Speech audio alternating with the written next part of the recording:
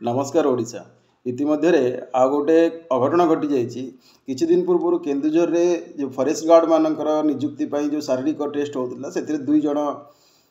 आमर जवान पिला खरारे दौड़ दौड़ी प्राण हरई ए विषय सरकार को बहुत स्तर से तिरस्कार होता सरकार भूल रु शिखुना पुणी थे से अघटनर पुनरावृत्ति घटी काली बरगढ़ रे पुलिस होमगार्ड नियुक्ति शारीरिक परीक्षा होता बेले आउ जड़े मृत्युवरण कर। अच्छा मो कहवा कथा जे मृत्युवरण कर असल किए से माने कौन से युवक जे पबजी खेलुंट से कौन से युवक जे निशा मद खाई गाँ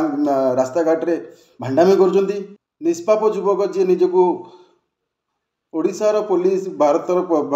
जवान रे सामिल करने दीर्घ वर्ष तपस्या कर जीवन मूल्य एत सस्ता नुह। सरकार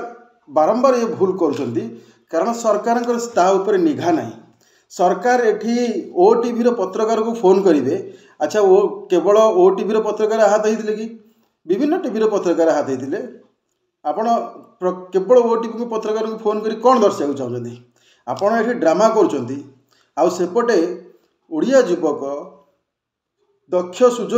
सुदक्ष युवक से माने खरार दौड़ी प्राण हराउछंती आपणकर इंटरव्यू मैनेजमेंट जो मैंने नौकरी से केते जन को बाहर करछंती आपण गत थर जो भूल होता से जदि आपण क्या शास्ति दे था